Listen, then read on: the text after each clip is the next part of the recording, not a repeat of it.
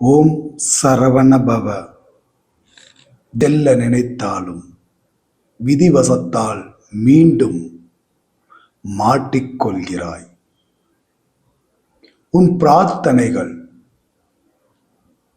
இடையில் தடைபட்ட போது துன்பம் வந்து சேர்ந்தது. நீ எங்கிருந்தாலும் அரை நிமிட தியானம் என்னை நினைத்து செய்தால் உனக்கான ஞானமும் விழிப்புணர்வும் வந்து சேர்ந்து கொள்ளும்.